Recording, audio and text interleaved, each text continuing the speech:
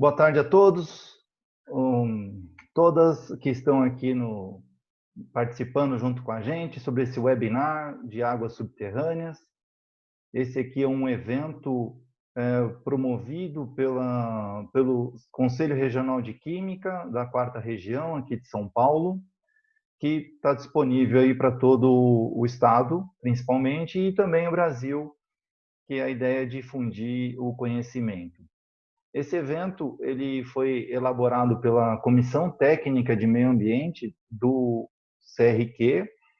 É uma comissão com 17 integrantes, entre membros, colaboradores, eventualmente algum participante eventual, que vem nos prestigiar e dar apoio técnico também.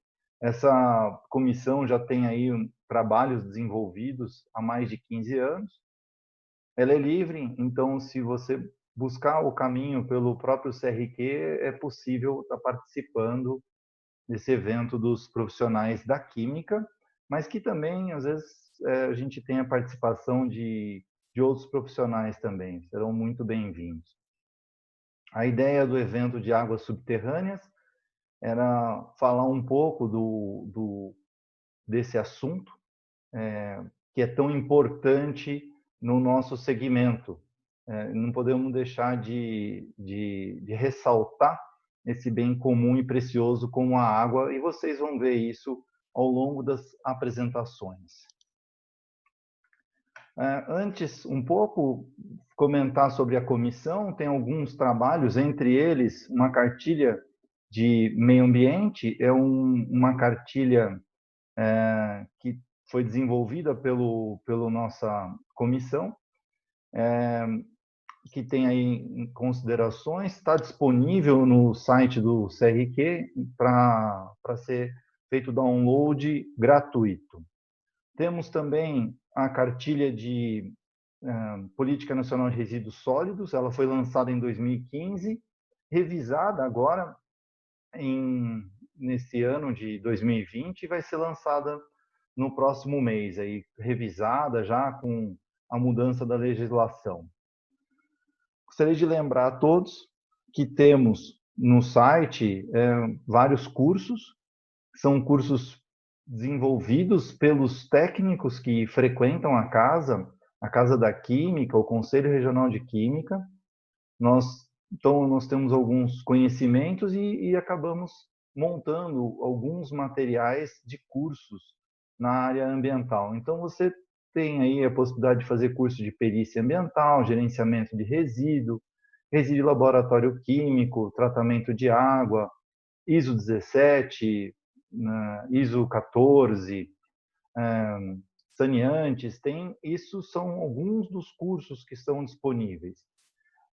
Uma coisa importante de ressaltar é que a gente está passando por um processo de reestruturação em função do Covid, então a gente tinha todos esses cursos presenciais. Estamos desenvolvendo a sistemática para que esses cursos passem a acontecer também online. Isso nós estamos fazendo ajustes internos e hoje nós temos até esse webinar aqui para a gente ir vendo as plataformas, como que elas funcionam. Tá? Para o nosso webinar, eu queria fazer alguns comentários com vocês. Serão 3 apresentações de 15 minutos, nós teremos perguntas ao final, né? E aqui, deixa eu só fazer uma consideração antes, esse evento da água subterrânea, que acontece hoje, com previsão para acabar 5 horas, é um evento que acontece com os técnicos que participam da Câmara de Meio Ambiente, no CRQ. Às vezes a gente traz pessoas de outras áreas, outras universidades ou empresas, mas dessa vez a gente pensou em fazer um webinar com o pessoal da casa mesmo. Então esse evento ele tem aí a ideia de abordar o panorama da qualidade atual da água, um pouco da evolução da legislação e da técnica para essa água, para fim de captação e abastecimento, indo até um direcional de reuso. Esse é o nosso tema central. Dentro do que a gente vai estar apresentando, serão 3 apresentações, Programa da Qualidade da Água Subterrânea e suas contaminações, com o Juliano, desenvolvimento da legislação da água subterrânea do ponto de vista técnico, com José Antônio Monteiro Ferreira, reuso da água subterrânea contaminada, com Aloysio Soares. Serão debates assim em 15 minutos. Cada um vai ter 15 minutos de apresentação e, ao final, a gente vai trazer as considerações dos participantes. Eu queria pedir para que vocês façam suas perguntas através do chat. Então, se for uma pergunta direcionada a todos, a gente vai direcionar para um dos técnicos. Se quiser direcionar diretamente para um deles, coloca lá hashtag José, hashtag Juliano ou hashtag Aloysio, para que eu possa direcionar a pergunta diretamente. Então, as perguntas serão feitas ao final do processo. Se houver alguma pergunta que a gente não conseguir responder em função do tempo, a gente vai direcionar para o palestrante para que ele responda, uma vez que vocês já preencheram os seus dados lá no acesso no Simpla. Então, é isso. Para começar, eu vou chamar o Juliano de Almeida Andrade. Ele é diretor executivo na Oxy Ambiental, executivo de negócios, pesquisador e especialista em soluções para o gerenciamento de áreas contaminadas em projetos de remediação química in situ de solo e água, além de tratamento in loco de efluentes, com otimização de processo industrial e foco em reuso. Atua com inovação tecnológica e no tratamento de áreas contaminadas por metais, organoclorados, agrotóxicos e hidrocarbonetos de petróleo, dentre outros. Membro efetivo da Comissão Técnica de Meio Ambiente do CRQ e da Comissão de Estudo Especial para Avaliação da Qualidade do Solo e da Água para Levantamento de Passivo Ambiental na ABNT. É mestre em Química Ambiental pela Unicamp e formado em Química pela Universidade Federal de Uberlândia. Então, nós vamos agora fazer a transição para que o nosso amigo Juliano possa entrar aqui. Só um momentinho para vocês. Juliano, é contigo. Muito obrigado, Wagner. Está me ouvindo? Eu vou agora bloquear meu microfone para que você possa falar, ok? Qualquer coisa me chama aqui. Perfeito, muito obrigado. Pessoal, muito obrigado desde já. É uma honra participar desse evento. Agradeço a todos os organizadores ao convite e vocês, principalmente, aí, pelo tempo dedicado de cada um de vocês. Esperamos, ao máximo, atender a expectativa, pelo menos da grande maioria aqui presente.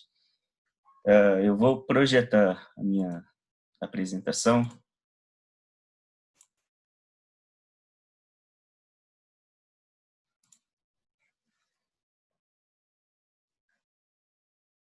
Wagner, você está conseguindo ver a minha apresentação aí? Só me dá um retorno aí, por gentileza. Positivo, tô vendo a apresentação sim, Juliano. Calma aí, deu um problema aqui. Tá bom.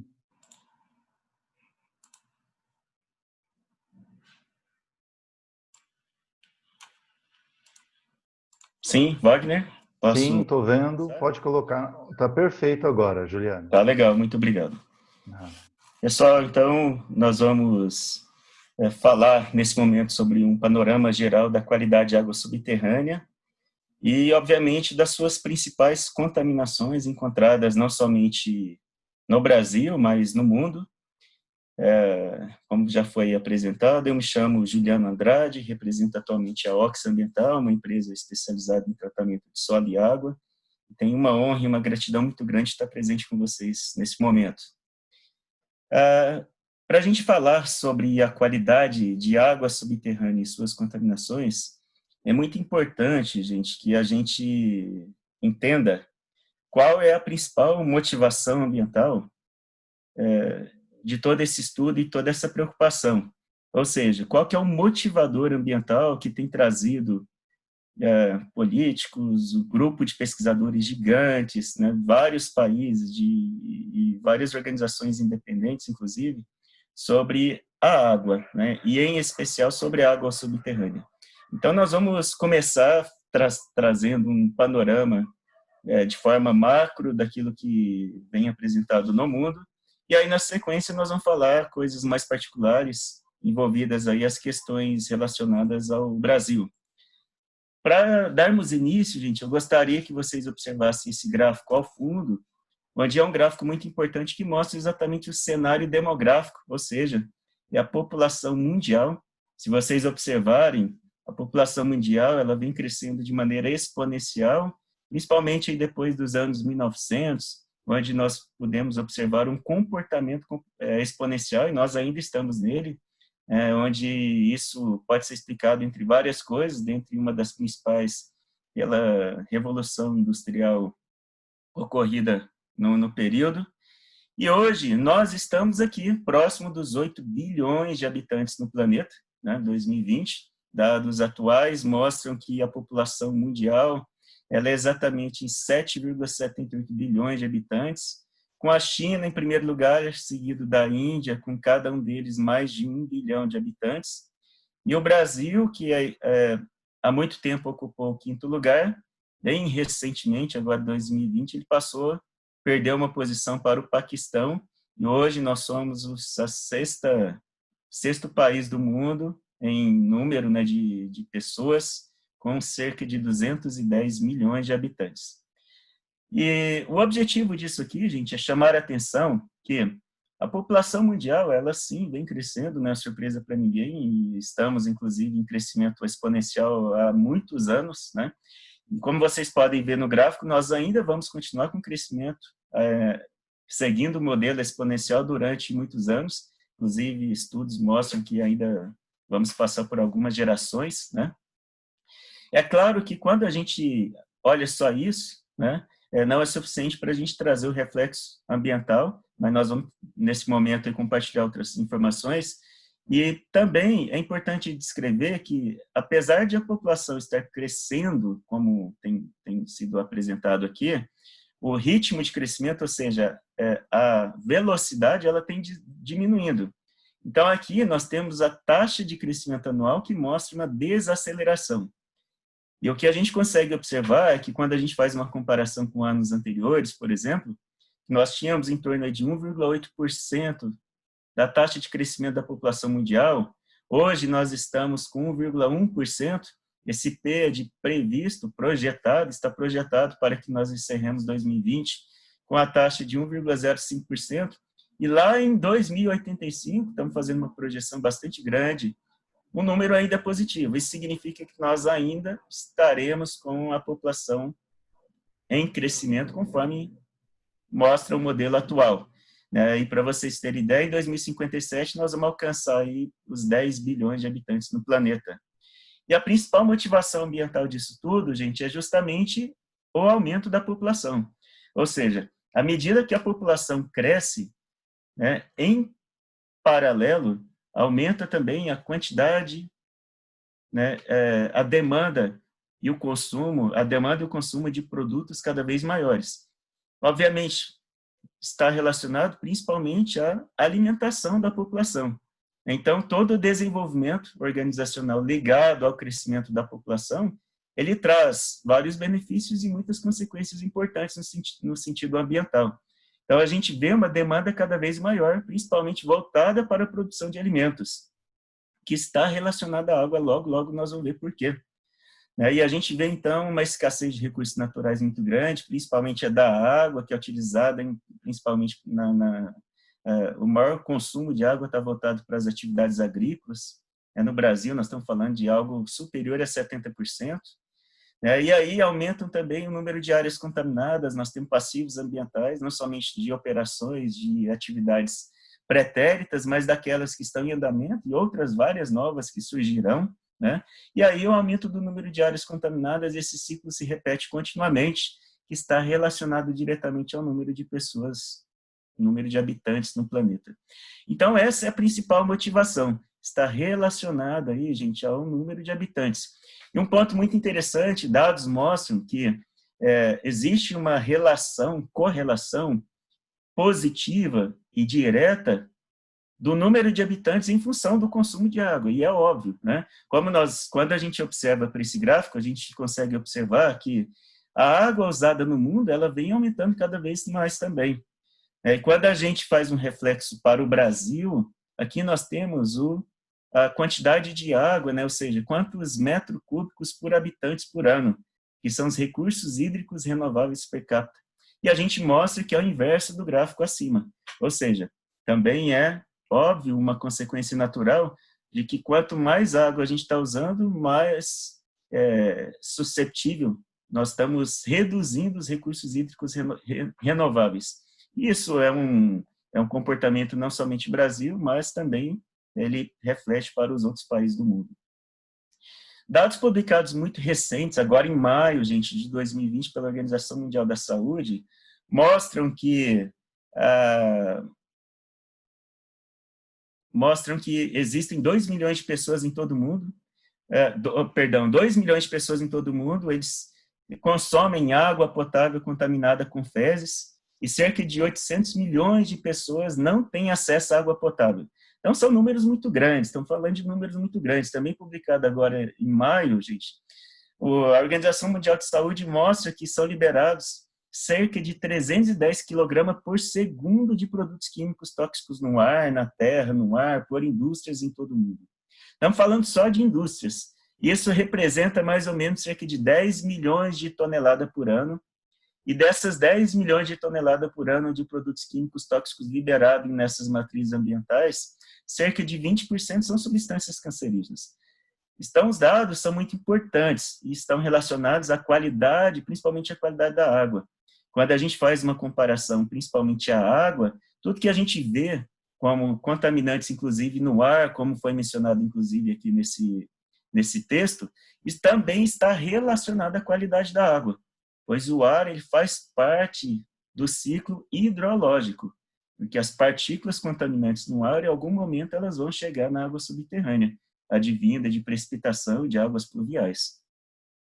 Então, gente, nós temos uma consequência, impactos ambientais muito preocupantes no sentido de contaminação ambiental. Né? E falando agora, trazendo essas informações para a parte efetivamente ambiental e trazendo um reflexo, porque a água subterrânea, ainda nós estamos falando de água como uma informação generalizada, né? No Brasil, tem 2 normas já muito importantes e bem recentes que tratam sobre os conceitos ambientais relacionados à presença de áreas contaminadas. Né? E quando a gente faz uma adaptação de 2 normas, que é a DD 38 da CETESB, válida aqui para o Estado de São Paulo, publicada em 2017, junto com a NBR 16784, publicada agora em 2020, que é do Plano de Intervenção relacionado ao tratamento de solo e água, o conceito ele é muito importante. Ele diz o seguinte, que uma área contaminada é uma área, terreno, local, instalação, edificação ou benfeitoria que contenha quantidades ou concentrações de matéria em condições que causem ou que possam causar danos à saúde humana, ao meio ambiente ou outro bem a proteger. Então, olha que interessante. Nós estamos falando de alguma coisa, alguma matéria, alguma substância que causa ou pode causar danos ao meio ambiente, saúde humana ou outro bem a proteger. E quando a gente fala de bem a proteger, já lá na Política Nacional de Meio Ambiente, publicada aqui no Brasil, que a lei corresponde à Lei 6938 de 1981, ela já dizia que os bens a proteger correspondem à saúde, o bem-estar da população, à qualidade do solo, da água, fauna, flora e vários outros. Então, existe desde muito tempo, né, e agora, sobretudo, muito mais importante, uma preocupação muito grande com relação à qualidade da água. Né? Então, a água, ela traz impactos muito consideráveis, voltados à saúde da população, por exemplo, está relacionado ao consumo e ao desenvolvimento humano. E quando a gente traz informações da água e volta para a água subterrânea, eu gostaria de reiterar para todos algo que talvez é conhecido pela maioria, mas é muito importante a gente voltar a tratar do assunto, que de toda a água disponível na Terra, mais de 97% dela é água salgada, ou seja, é uma água imprópria para o consumo humano. E somente em torno de 2,5% é água doce, que é a água potencialmente usada para o consumo humano, a água apropriada.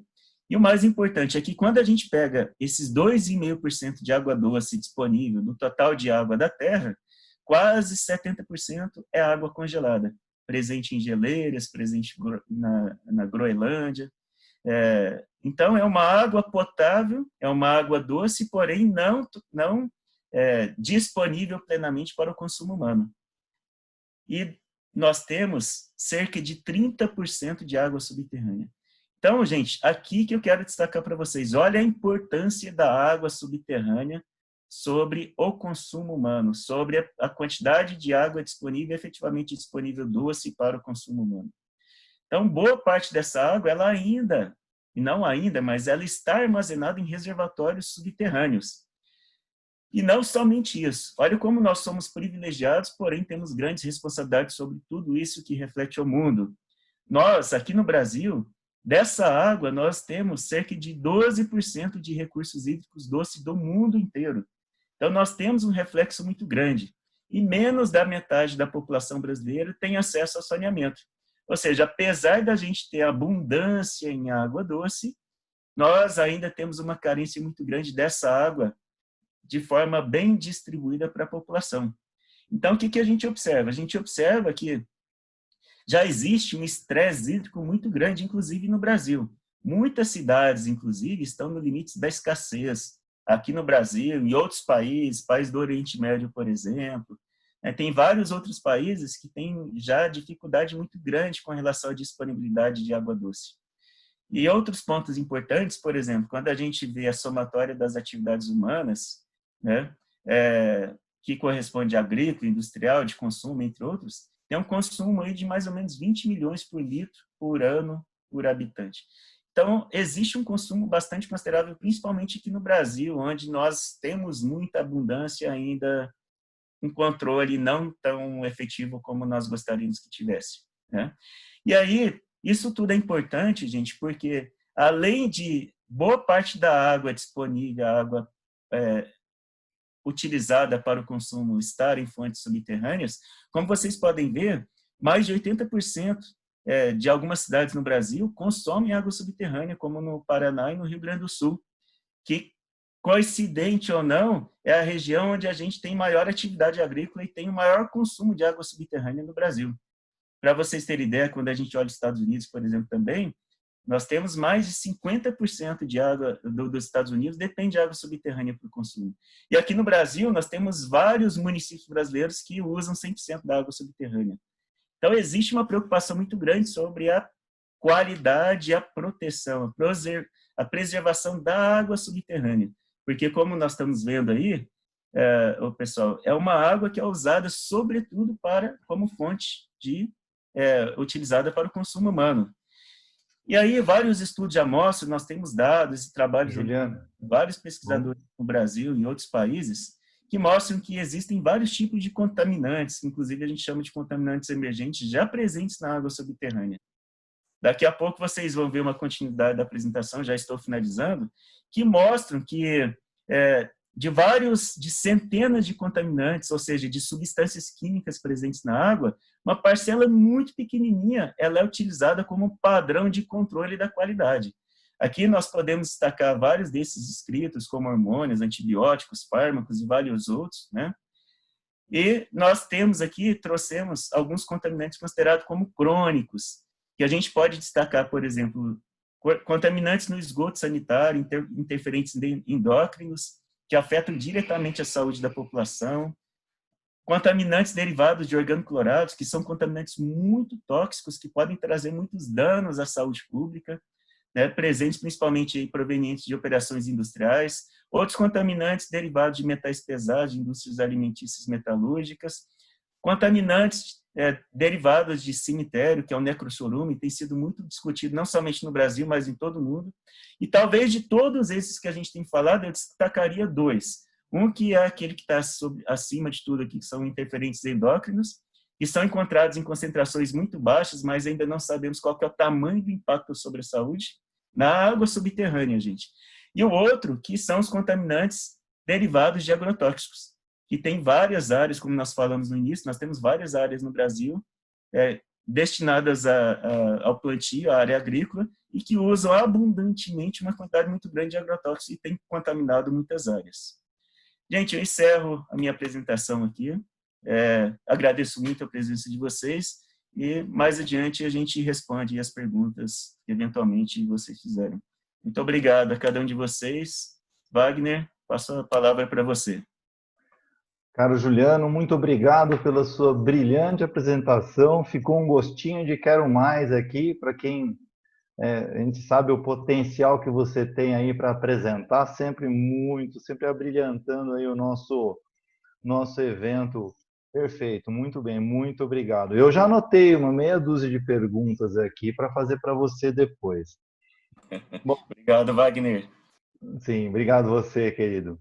Bom, agora nós vamos falar com o José Antônio Monteiro Ferreira, engenheiro químico com especialização em engenharia sanitária e ambiental, perito judicial e auditor ambiental, diretor técnico da MacLeod Ferreira, desde 1981, diretor industrial da TENC desde 84, responsável pela realização de mais de 250 estações de tratamento de água e esgotos, a maioria em regime de turnkey, e tem ministrado palestras em empresas públicas e privadas em vários estados brasileiros. Então, eu passo a palavra aqui para o José Antônio, para que ele entre aqui e possa fazer a apresentação. José, está me ouvindo?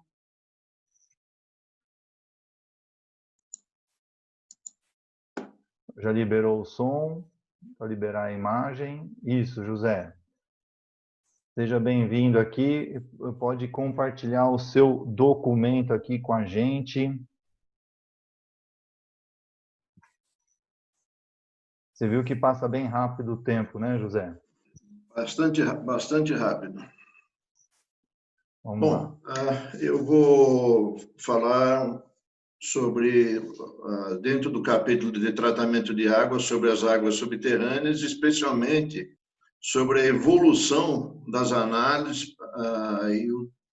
e o desenvolvimento que isso daí teve ao longo do tempo. Vocês estão conseguindo me ver?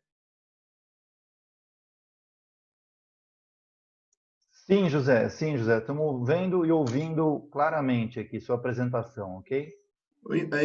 É importante falar sobre a evolução das análises, porque eu, nessa brincadeira, estou por completar 50 anos trabalhando com tratamento de água e tratamento de efluentes. E eu comecei a minha atividade em laboratório quando ainda tínhamos apenas 12 parâmetros. Deixa eu achar aqui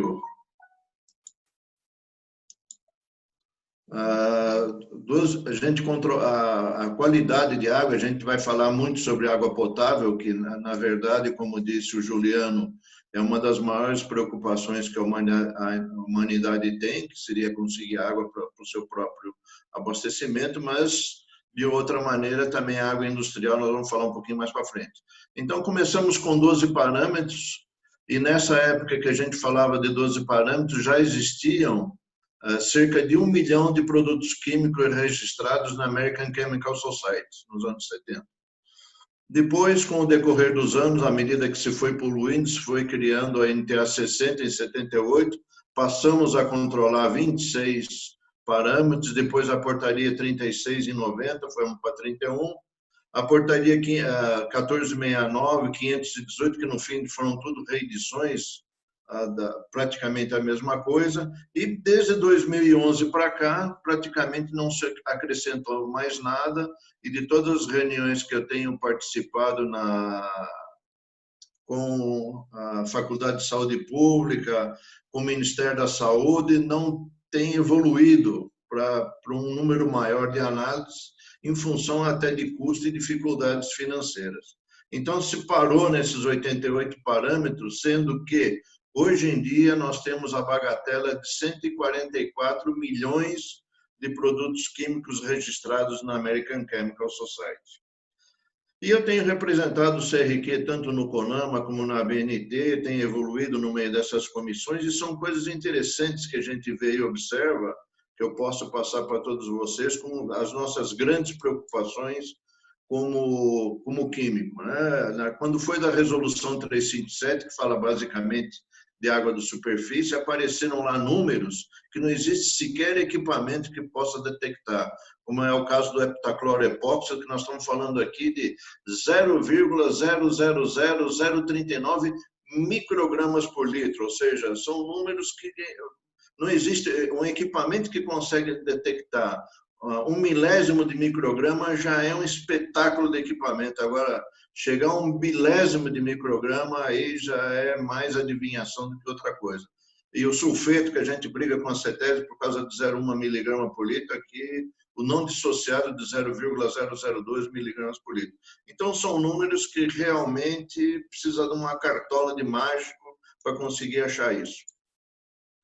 E hoje em dia, falando de legislação, foram criadas legislação para água salobra, águas salinas que não tinham, águas minerais sempre nós tivemos classificação, água industrial também ainda não existe um padrão específico, cada indústria tem a sua, e finalmente chegamos nas águas subterrâneas, com a criação do CONAMA em 81, que começou a distribuir regras. O CONAMA foi criado em setembro de 1981 pelo então ministro Mário Andreasa, que era o ministro do Interior. E quando a gente fala em águas subterrâneas, a gente fala em classe especial, classe 1, classe 2, 3 e 4 e 5. Classe especial e classe 1 seria aquela água maravilhosa que serve para abastecimento público sem maiores trabalhos. Já a classe 2 e a classe 3 seriam águas que já necessitariam de um tratamento convencional. Classe 4 e classe 5, teoricamente, não seriam águas para uso potável, porém, podem servir para uso industrial, porque necessitariam de um tratamento avançado. Falando especificamente sobre água subterrânea, o primeiro conceito, a primeira legislação, saiu em 2008, que é o CONAMA 396, que fala especificamente de águas subterrâneas. Aqui entrou um conceito muito interessante, que são os limites de detecção, os limites do método, e isso nos dá uma certeza absoluta que aquilo que a gente está analisando tem um fundamento tecnológico, ou seja, não é número absurdo, ou seja, eu consigo detectar através do meu sistema um X valor. Então, são valores que hoje são extremamente confiáveis. E, mais para frente, saiu o CONAMA 420, que teoricamente seria uma resolução sobre áreas contaminadas. Mas eis que da caverna surge o mágico Merlin e, com a sua varinha mágica, acaba colocando dentro de áreas contaminadas padrões de qualidade de água. Padrões esses de qualidade de água, que são 80 parâmetros, que conflitam, inclusive, a portaria 518, na época, que era do Ministério da Saúde, que já tinha 88 parâmetros, e esses conflitos são exatamente feitos por um pessoal que não eram tão, no meu modo de ver, não eram tão habilitados que nem a equipe que estava fazendo a portaria CONAMA, a resolução CONAMA 396, onde a gente tinha gente especificamente ligada à área de água e tratamento de água. Então, ficou assim, no ar uma certa dúvida a respeito da habilidade que todo esse pessoal tinha. E depois, mais tarde, saiu o CONAMA 460, que, na verdade, seria uma atualização do 420, simplesmente dando aos estados e municípios condições de análise e retorno ao próprio Ministério das informações obtidas. Então, ficou assim não que seja uma divergência muito complicada, se a gente for ver em termos de parâmetros. Alguns números do 420 são um pouquinho mais restritos em relação ao 396, no que se diz água potável, mas não é nada muito desesperador. Embora o 420 fala sobre 80 parâmetros e o 396 fala sobre 88 parâmetros. E, dando sequência a isso, a grande preocupação que a gente tem hoje com respeito à água subterrânea, nós temos águas subterrâneas, dependendo do nível onde a gente está pegando, como já foi dito anteriormente, nós temos 12% da água do planeta, nós temos os dois maiores aquíferos do mundo, que é o aquífero Guarani, que pega basicamente aqui a região sul e sudeste do Brasil, indo até a Argentina, um pouco do Paraguai e tudo mais, e temos um outro aquífero que está exatamente embaixo do rio Amazonas, que, embora de menor tamanho, tem um volume de água muito superior, talvez pelo pouco uso que teve até hoje. E apenas para não me alongar muito, para não deixar vocês com a orelha doendo, um dos principais tratamentos que a gente tem para essas águas salinas e salobras, que são águas captadas do subsolo, é a osmose inversa. Nós não temos muitas alternativas para esse tipo de tratamento. No caso do aquífero Guarani, nós temos hoje áreas que ainda não estão contaminadas, por incrível que pareça, já tem muito ponto onde existe contaminação confirmada, e no norte e nordeste nós temos muita água salobra, cuja solução é exatamente trabalhar com osmose inversa. Os tratamentos convencionais de floculação, decantação e infiltração não são suficientes para conseguir transformar essa água em água potável. O Aloysio vai falar um pouquinho mais para frente sobre isso, então eu não vou me ater muito para não atrapalhar a apresentação dele. Aqui é um gráfico muito antigo, de 1995, porque com todas as economias que se fizeram na área técnica para sobrar dinheiro para estado de futebol, Copa do Mundo e os cambaus A4, a parte técnica foi um pouco deixado de lado. Então, o dado mais recente que eu tenho é esse daqui, onde a gente tem aqui um comparativo entre tipo de indústria, a água subterrânea, a água de serviço público e a água superficial. Como a gente pode ver, a água subterrânea ainda é uma parcela bastante pequena se a gente compara com a água superficial. Lembrando que a cada dia que passa, a água superficial está cada vez mais contaminada, ou seja, existe um caminho muito acelerado da gente captar água subterrânea, né? A crise hídrica que nós tivemos no estado de São Paulo em 2014 revelou isso. Você saiu abrindo poço artesiano para tudo quanto é lado em função da necessidade industrial e até da necessidade humana.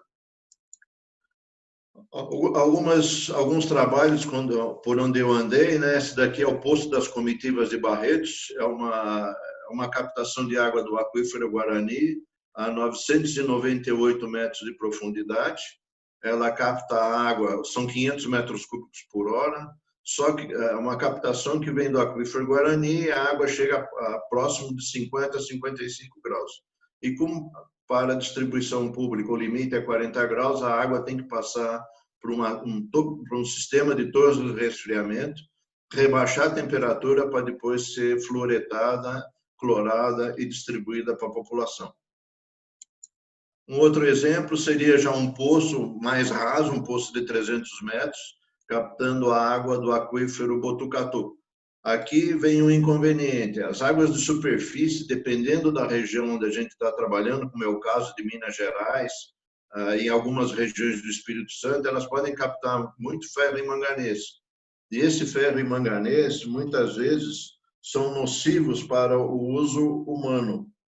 Porém, dependendo do tipo de tratamento que você tiver, você pode usar uma unidade desferrizadora, uma unidade de captação de ferro e manganês, e você vai ter a tua água transformada em água potável. Nesse caso, não é tão exigente, porque é apenas para uso industrial. É para uso automotivo e um pouco de uso agrícola, então a captação é usada diretamente. Bom, gente, eu espero que não tenha doído muito na orelha de vocês. E finalizando, a gente está à disposição aqui naquilo que puder colaborar para elucidar as dúvidas de todo mundo. Muito obrigado.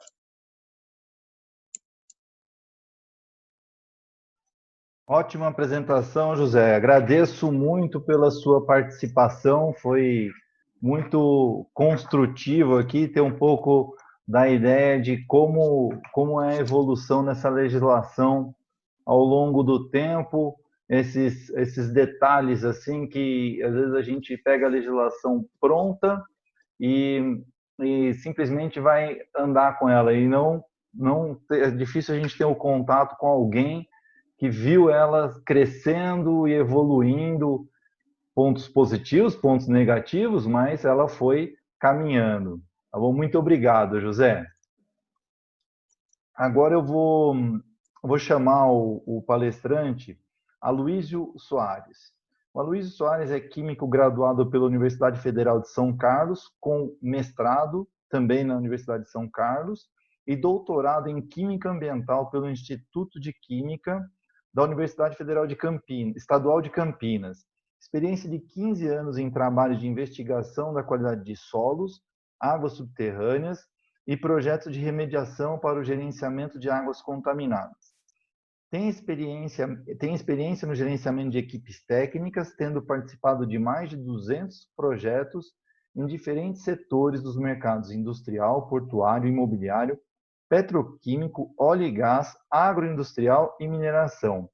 Ministrou vários cursos relacionados ao tema de gerenciamento de áreas contaminadas e atualmente é sócio proprietário da empresa de consultoria EvaWay Projetos Ambientais.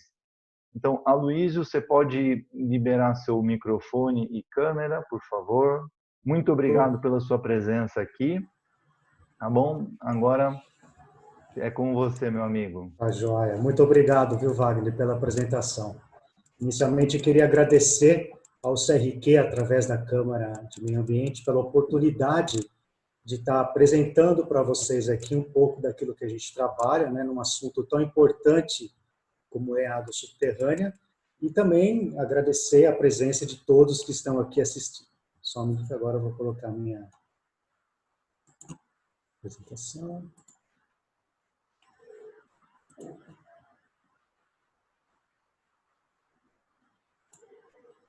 Pronto? Todo mundo vendo? Então, vamos lá. O Juliano falou com bastante propriedade a questão de como está o panorama atual da água subterrânea, superficial.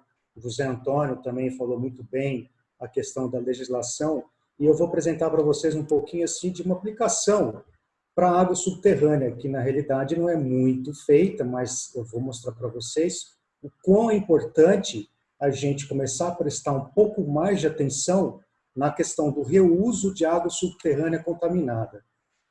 Eu foco um pouco mais no lençol freático, né, que é a água subterrânea mais superficial. Não vou estar falando aqui do aquífero Guarani, né, devido à sua profundidade. Por quê? A água subterrânea superficial ela está mais suscetível à questão de contaminação, né, proveniente de vazamentos, proveniente de descarte irregular. Então, a gente vai dar um enfoque maior para a água subterrânea superficial, né, do lençol freático. Para isso, para a gente poder colocar o que fazer com uma água subterrânea contaminada, a gente primeiro precisa saber o quanto ela está contaminada, né? Aqui no estado de São Paulo, o Juliano já falou, nós temos a decisão da CETESB 38, em que ela estabelece procedimentos, tá? Existem estados que já têm os seus próprios procedimentos também, né? Aqueles estados que não têm procedimentos, o José falou agora da CONAMA 420. Então, existe uma hierarquização de passos para você poder chegar a falar como a sua água está contaminada, com o que e o quanto, né? Passando por todo o processo de identificação, avaliação, né? Análises químicas. E aí o que vai determinar o que você vai fazer com aquela água é a avaliação de risco à saúde humana, né? Ou seja, aquela água está contaminada. A minha avaliação de risco diz que eu não posso beber, mas ela diz que eu posso lavar um carro, entendeu? Então, ou seja, para você saber o que você pode fazer com a água subterrânea proveniente de sites contaminados, você tem que passar por todo o processo de investigação e aí a avaliação de risco te diz o que você vai fazer, o que você pode fazer com ela, né? Não o que você vai, o que você pode, e aí você determina em cima disso o que você vai fazer com ela, tá? Ou seja, você sabe o que tem, para que ela pode usar, aí você vem e elabora um plano de intervenção. Por que eu estou falando no plano de intervenção? Porque ele vai te dar assim, possibilidades de utilizar essa água subterrânea. Ele vai poder te dizer o que você pode fazer com ela, né? Vai te dizer se você pode utilizar ou se você simplesmente tem que jogar fora, embora jogar fora deveria ser o último recurso, né? Porque a gente está falando de um bem, né, um recurso hídrico subterrâneo, e o Juliano colocou muito bem isso, a importância, né, de água subterrânea. Então, o plano de intervenção ele vai te dizer o que você pode fazer com essa água. Tá? Aqui, eu queria só colocar para vocês um exemplo, né, de técnicas de remediação, ela que consta no cadastro de água subterrânea da CETESB, da última lista, agora 2019. Veja, as maiores técnicas que são utilizadas são bombeamento, tratamento e extração multifásica. Né? Você tem outras várias técnicas aqui, atenuação, aspargem, biorremediação, mas veja, bombeamento e extração são as maiores. Um pouco ocasionado, claro, porque a maior parte, as maiores áreas, a maior quantidade de área contaminada que nós temos é proveniente de posto de combustível, né? Que é vazamento por tanques enferrujados ou na linha. Então, essas técnicas são maiores. E por que eu coloco isso? Porque, veja, existe um universo muito grande para a gente poder tratar uma água subterrânea e fazer a reutilização dela e não jogar na rede de esgoto. Novamente, jogar na rede de esgoto deveria ser o último passo, porque você está jogando, inclusive, dinheiro no lixo, né? Você está desperdiçando uma oportunidade de poder estar reutilizando essa água subterrânea. Dentro do plano de intervenção, ele diz que você pode utilizar essa água, tá bom? Primeira coisa, deve observar, né, as exigências do DAE, que é o órgão que regulamenta, outorga de água subterrânea aqui no estado de São Paulo. Então, você pode fazer extração, captação por sistema de remediação.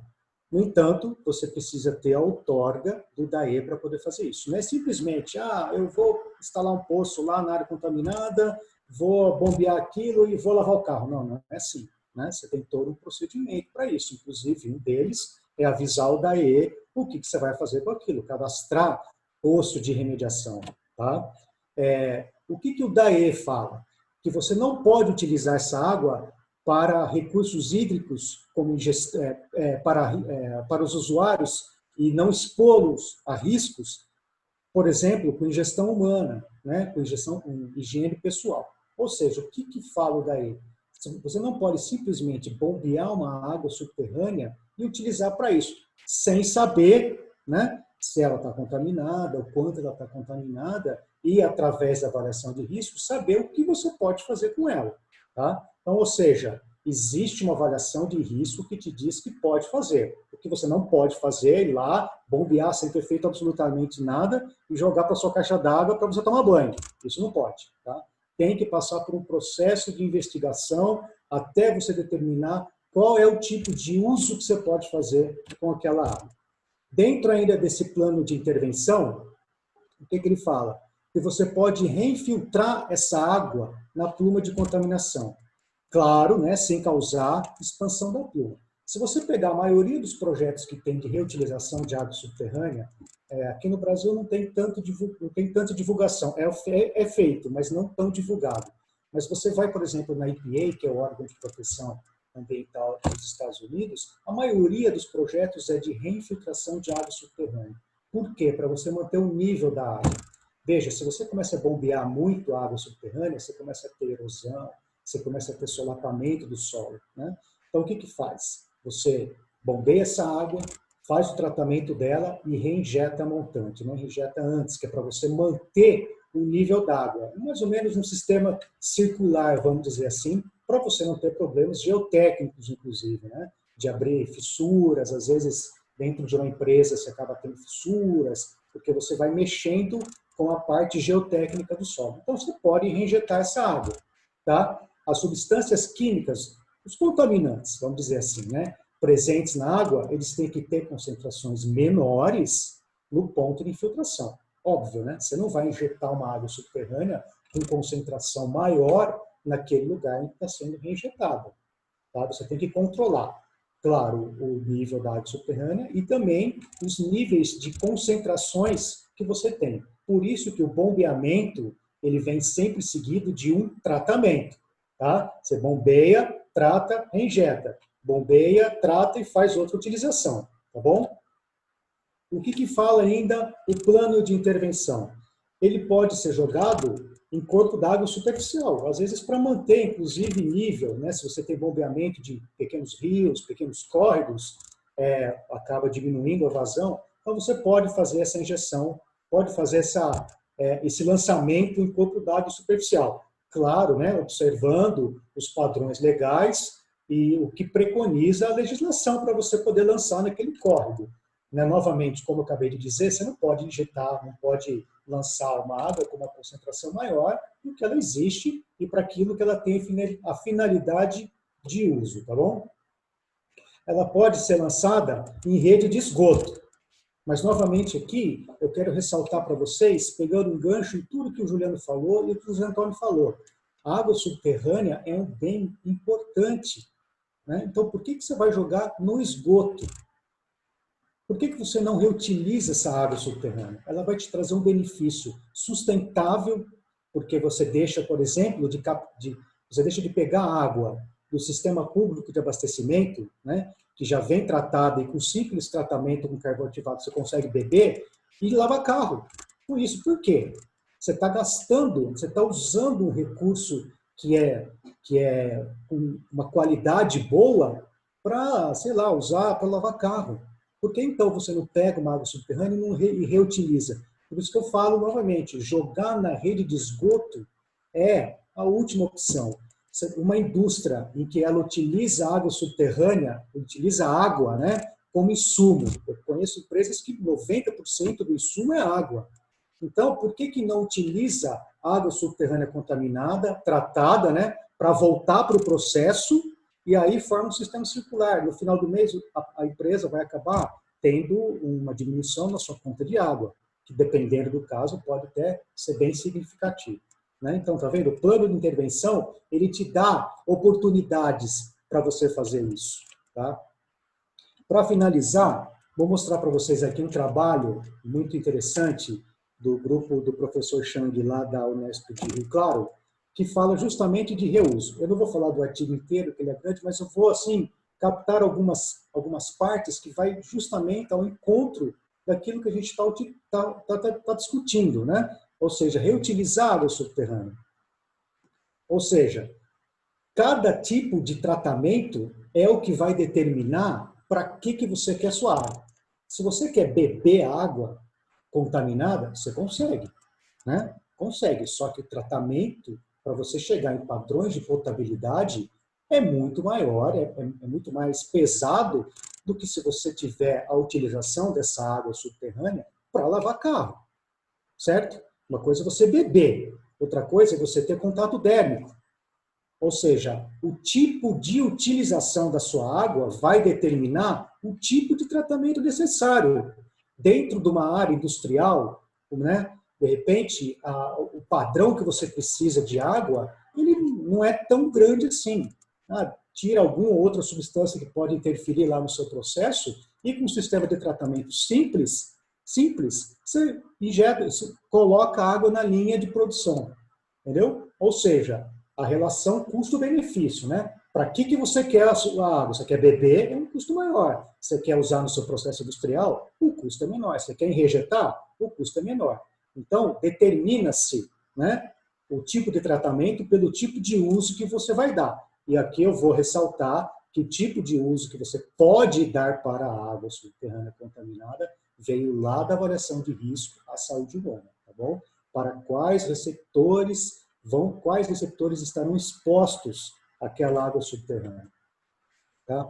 Como exemplo, contaminação por hidrocarbonetos de petróleo. Por quê? A maioria das áreas contaminadas que nós temos cadastradas aqui em São Paulo, pelo menos, é de posto de gasolina, né? Acho que várias pessoas já viram dentro do posto de gasolina as tampinhas amarelas, né? As famosas tampinhas amarelas, que são postos de monitoramento ou são postos de bombeamento, que vão para um container que está no cantinho lá, que faz um tratamento com um carvão ativado e joga no esgoto, né? Por que então não reutilizar essa água, tá? Por exemplo, para usos mais nobres, vaso sanitário, né? Que aí é mais contato térmico, irrigação do jardim, o tratamento necessário seria apenas remoção de sólidos em suspensão. E aí, filtração em leito de areia, cartucho, seguido talvez até de um carvão ativado ou uma oxidação química, né? Se você tiver um uso maior. Ou seja, aquilo que acabou de falar, a utilização da água subterrânea é o que vai determinar o tipo de processo de remediação que você vai ter. Para usos mais nobres, você tem técnicas que são mais caras, né? Você tem tratamentos físico-químicos, coagulação, alimentação, filtração, utilização de zeólitas, tratamento de remoção de compostos, até, inclusive, atingir padrão de potabilidade para esses efluentes. Então, vai depender. O que você quer utilizar? Você pode utilizar, até para beber, mas o que vai determinar o que você vai fazer, a avaliação de risco e o quanto isso vai custar para você. Aqui, como acabei de falar como exemplo, veja, 72% das áreas cadastradas, né? Aqui está de 2018, um pouquinho mais agora, são de postos de combustíveis. E aí, dentro do posto de combustível, um sistema de remediação por extração multifásica, que é o mais simples, né? Você extrai a água subterrânea, separa o vapor do líquido, passa por um carvão ativado, e aí você tem um padrão, não de potabilidade, você tem um padrão. Aí você capta um volume em média de 40 litros por hora em cada poço, né? Poço de bombeamento, a tampinha amarela do poço de gasolina. Considerando 5 poços por 24 horas, você vai ter uma média diária de 4.800 litros de água, suficiente para lavar 16 carros por dia. Poxa, Luiz, 16, eu não sei se é muito, se é pouco, depende do tamanho do poço, mas já é uma economia. E é melhor ainda, você não está jogando no esgoto. Entende? Dá para você utilizar essa água. Olha só, se temos aqui 4.384, agora já tem um pouco mais. Imagina se todos os poços conseguissem fazer esse tipo de utilização, qual seria a economia que nós teríamos de utilização de água proveniente do sistema público. Tá? Lembrando que a gente tem crises hídricas, né? Ou seja, ao invés de você estar colocando água para beber, né, que é o principal, você está jogando água para lavar carro. Por que não aproveita a água subterrânea? A empresa, a indústria, ao invés de captar água do rio para fazer os seus insumos, usa água subterrânea contaminada por um processo simples de remediação. Né? Aí, o que o artigo, né, ele ressalta também? A questão de custo-benefício, claro. Então, quanto mais etapas necessárias para atingir o padrão requerido, maior será o custo por metro tratado. Certo? Para você beber essa água, você passa por vários processos, você vai ter um aumento no seu custo por metro cúbico tratado. Né? E aí você vai otimizando o sistema de forma a obter a melhor relação custo-benefício. E aí você, inclusive, viabiliza o reuso em larga escala. Né? Colocando a água subterrânea contaminada, passando por um processo simples, como eu falei, no processo de fabricação do seu produto. Coloca na linha. Né? Ou então, de repente, como eu já vi casos, você bombeia a água para o sistema de tratamento, para a ETE da própria empresa, porque a ETE da empresa joga a água novamente para o sistema dela. Entende? Então, dá para você utilizar água subterrânea para qualquer tipo de finalidade, né? Depois que você tem uma avaliação de risco, considerando quais são os receptores com relação, né, à utilização daquela água contaminada. Então, dá. Né? Percebe? O Juliano falou muito bem a quantidade que nós temos de água subterrânea, a questão de contaminação, o José, a evolução da legislação, e agora a gente chegou num ponto em que eu posso dizer para vocês, dá para usar água subterrânea contaminada. Basta você saber para que pode, o que fazer e quem vai utilizar. Tá bom? Era isso que eu tinha para falar. Espero que tenha conseguido passar para vocês um pouquinho da nossa experiência, né? E que pelo menos eu tenha feito vocês pensarem um pouquinho mais em reutilização sustentável, né? De água subterrânea contaminada. Tá bom? Era isso. Muito obrigado a todos. Muito obrigado, hein, Aloysio? Excelente palestra aqui. Enquanto isso, eu já pedi para o José Antônio e o Juliano aqui abrirem as câmeras e o áudio para a gente começar, que são mais de 100 participantes com muitas perguntas aqui. Estou sintetizando elas, estão muito boas. Quero agradecer a toda a equipe do CRQ, a Andréia, a Sabrina, que estão aí nos bastidores ajudando a gente, coordenando todo esse trabalho, né? O Henrique, que está me ajudando com as perguntas aqui. E eu vou aproveitar, Aloysio, que você está já aquecido aí e tal. Uma das primeiras perguntas aqui tem do Felipe, né? Sobre descrever um pouquinho como que se faz o controle da água subterrânea. E emendando a esse controle da água subterrânea, lembrando que as respostas de vocês têm que ser razoavelmente rápidas, que a gente já está com um tempo aí bastante avançado. Então, um pouquinho de como que é feito esse monitoramento e se existe alguma legislação fora o CONAMA 396 para o reuso da água do rebaixamento do lençol freático, da Renata Oliveira. Deixa eu ver se entendi. Então, a legislação para reuso de água subterrânea. Acho que é isso, né? Da 396. Não, a 396, na realidade, aí depois até se o José Antônio quiser completar, ele completa. Ela classifica a água subterrânea, na realidade. O que vai determinar o que você vai fazer com ela para a questão federal é o CONAMA 420. E aqui no estado de São Paulo a gente tem os padrões pela DD 256 da CETESB. Tá? Então você consegue fazer essa utilização. Mas agora a 396 ela só enquadra a água subterrânea, assim como fez a 357 com água superficial. Né? Acho que se o José quiser completar. Não, é isso mesmo. Na verdade, ela não te dá nenhuma alternativa, ela não te estabelece o que fazer, nem quanto fazer. Simplesmente classifica. Tal água você pode captar para esse fim ou para aquele fim, mas não te diz o que fazer ou como fazer. Isso, basicamente, você, em função da qualidade da água que você tem, se você precisa ter uma qualidade mais nobre do que aquela qualidade que você tem que fazer um tratamento complementar. Sim. Ótimo. E só rapidamente, Aloysio, se você pudesse explicar como que são feitas os controles da água subterrânea para quem tem uma empresa, um condomínio, mas eu sei que tem umas variantes aí, mas se você pudesse fazer um comentário geral sobre isso. Bom, eu estou entendendo o controle analítico, né, de contaminação, de concentrações. Bom, existem as legislações, existem padrões para água subterrânea. A CONAMA 420 é uma. E aqui em São Paulo nós temos a decisão de diretoria 256. Ela estabelece quais são os padrões que você tem que, os máximos, né, as máximas concentrações que você tem que ter para poder saber se aquela água está contaminada ou não. Agora, veja bem, falou em condomínio. Condomínio, se a água está sendo utilizada para beber, aí já não é mais esse caso. Aí você tem que seguir a portaria número 5 do Ministério da Saúde, porque ela vai estabelecer para você quais são os parâmetros para consumo humano, tá? Padrões de potabilidade. Agora, para uso, como eu falei, para usos menos nobres, aí você consegue ter um direcionamento melhor com a CONAMA 420 ou com a CETESB aqui, a 256. Existem estados já que tem também alguns padrões próprios, tá? Tá bom. Legal. Eu vou direcionar agora uma pergunta para o Juliano, que o Juliano está quietinho ali, ó. Está esperando. É uma bem interessante aqui da Vanessa Soares. Ela trabalha com relação a barragens. com rejeitos, né, de ouro e cianeto. E deixa eu contextualizar aqui a pergunta delas. Quais são as legislações implicadas na fiscalização disso?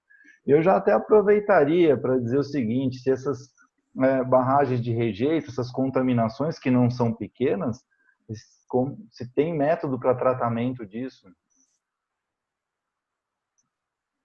Wagner, muito obrigado pela pergunta, e também, claro, foi Vanessa, não é isso, né?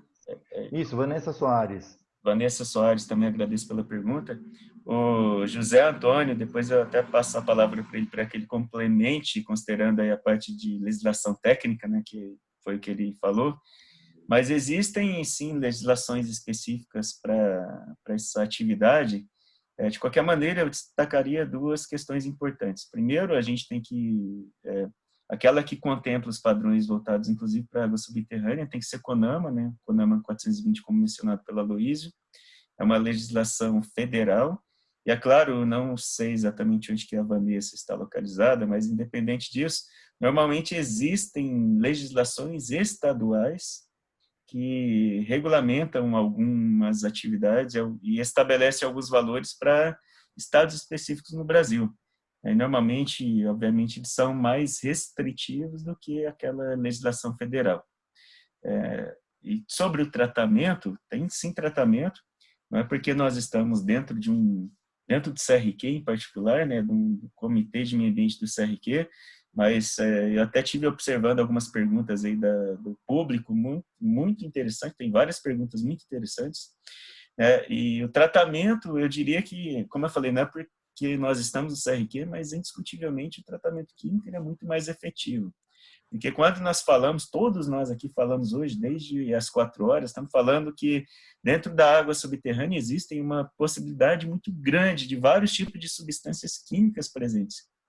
E o contaminante ambiental nada mais é do que uma substância química que está numa concentração acima de um valor de referência que torna aquela substância tóxica ou cancerígena para um determinado grupo de indivíduos.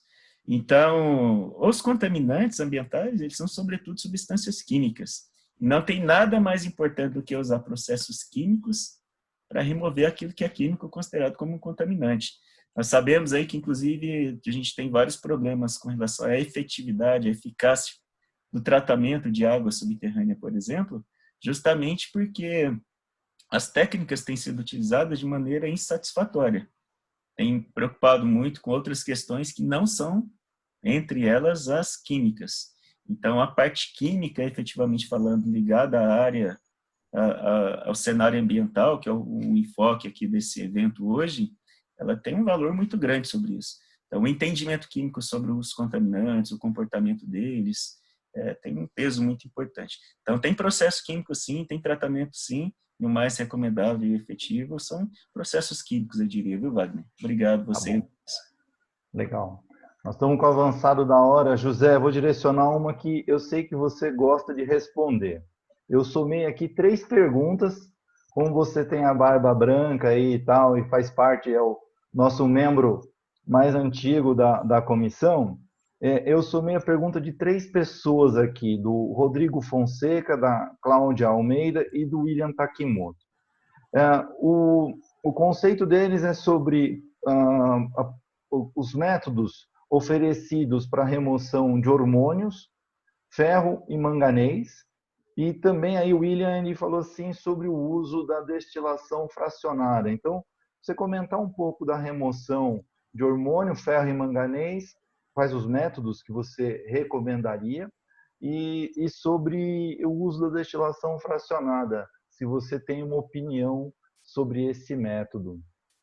A destilação fracionada é boa. A questão é quando você tem um volume muito grande de efluente para tratar, o custo operacional dele é muito alto.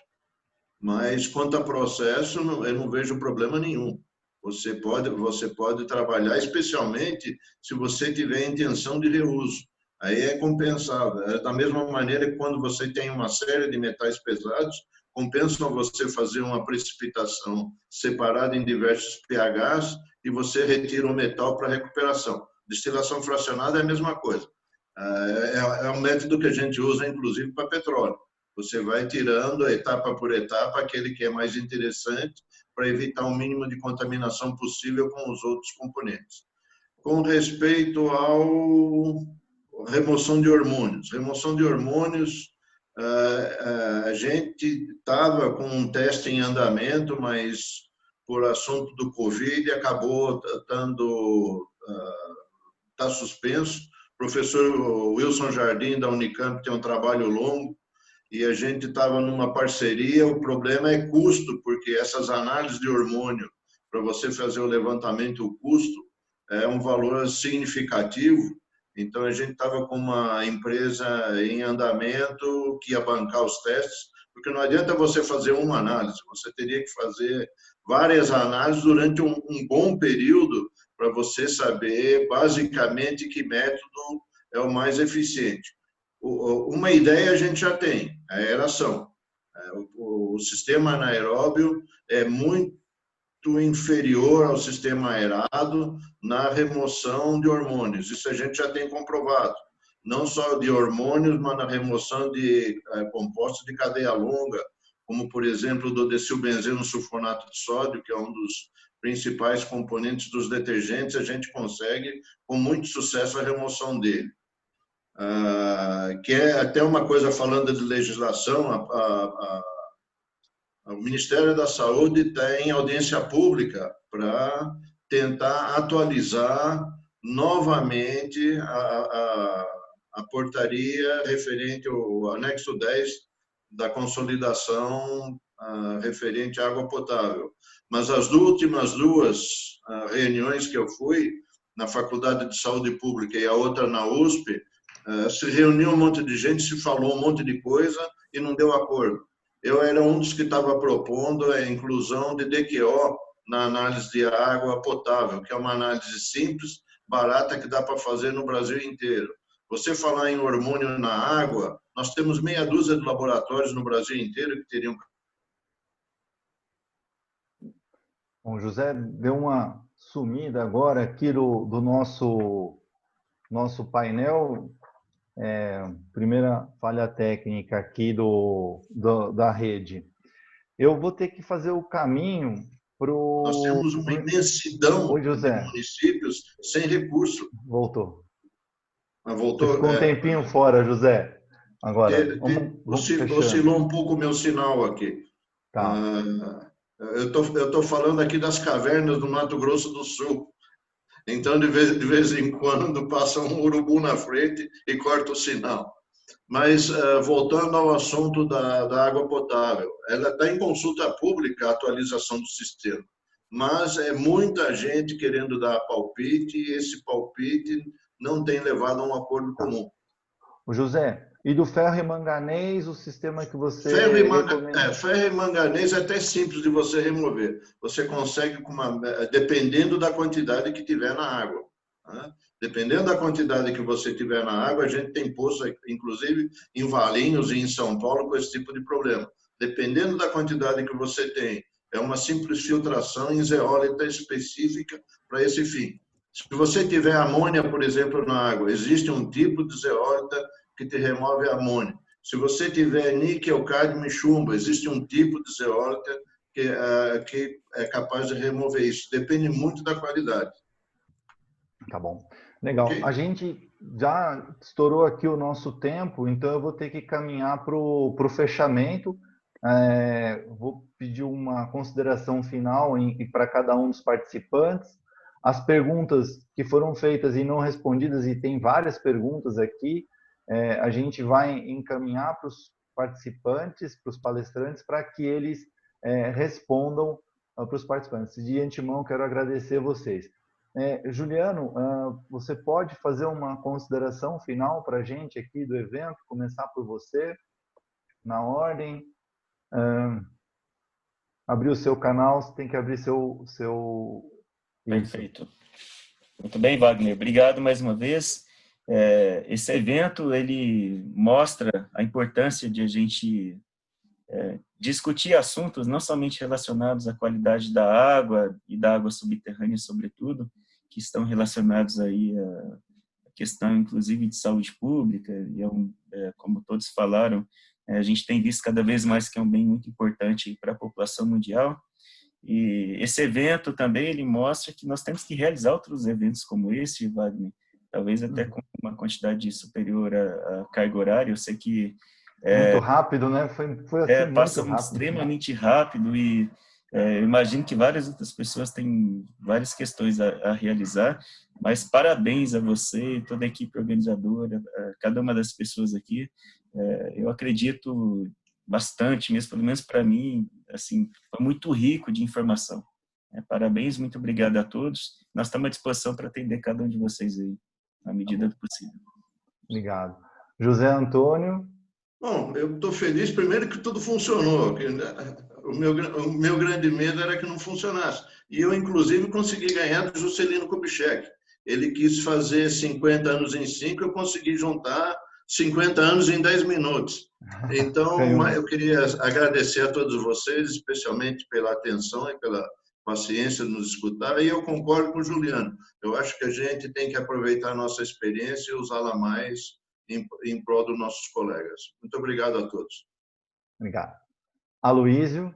Legal. Muito obrigado pela atenção de todos.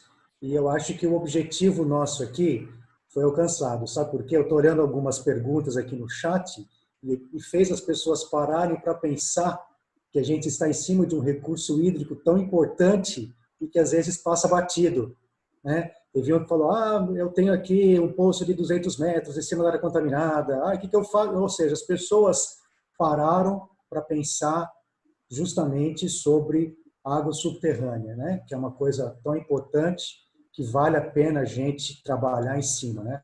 A gente que já tem um pouco mais de experiência sabe o quanto é necessário que tenhamos cada vez mais pessoas interessadas em trabalhar e estudar e principalmente proteger esse recurso hídrico subterrâneo. Então, mais uma vez, agradeço a todos, agradeço a você, Wagner, pela intermediação, muito bem feita, inclusive, e ao CRQ também. Obrigado a todos. Tá bom. Eu quero agradecer a vocês, palestrantes, em nome do Juliano, Aloísio, José Antônio. Quero agradecer pela participação de vocês, uma participação espontânea. Em nome do CRQ, agradeço a todos vocês, em especial a Andréia e a Sabrina. O Henrique também me deu um grande apoio. Para que vocês tenham uma ideia, a gente tem nos bastidores várias pessoas trabalhando aí, me ajudando com as perguntas, a gente fez simulado. Nós temos na Casa da Química várias comissões, não só de meio ambiente. Fica o convite, principalmente se você for químico. Se não for químico, se for da área ambiental, também está aí o convite estendido para que vocês participem. Espero aí que a gente consiga montar outros eventos, porque esse aqui foi muito rápido, tem muita informação para ser passada. Então, agradeço vocês por estar aqui com a gente e ficamos à disposição. Muito obrigado aos palestrantes novamente. Um grande abraço a todos. Muito obrigado. Faltou agradecer a Andréia e a Sabrina, né? Fundamentais. Né? Então, fundamentais. Eu vou me meter um pouquinho aqui, gente. Boa tarde a todos. A Andréia está falando, Andréia, a chefe do... Não, não é chefe, não. É só coordena o barco. Se os palestrantes autorizarem, eu já pergunto para eles aqui, mas eu acredito que sim. Estão perguntando se poderia disponibilizar as apresentações. Sim, né? sim. Sim, então, nós vamos encaminhar a todos os participantes por e-mail, então, as 4 apresentações, ok? Sem problema nenhum. Tá? E obrigada a vocês, Wagner, pela coordenação, Sabrina aí pelo apoio, e aos 3 palestrantes aí da nossa equipe, e todo o pessoal da retaguarda, né? Henrique, que ficou aí nos bastidores também, né? E todos aqueles que nos auxiliaram bastante. O Caio também me trocou bastante figurinha aqui comigo, né? E toda a nossa equipe aí. Parabéns a todos e muito obrigada pela participação. Obrigado. Muito obrigado a todos. Agora a gente encerra aqui o nosso webinar. Muito obrigado. Obrigado, gente, também. Tchau, tchau. Até mais.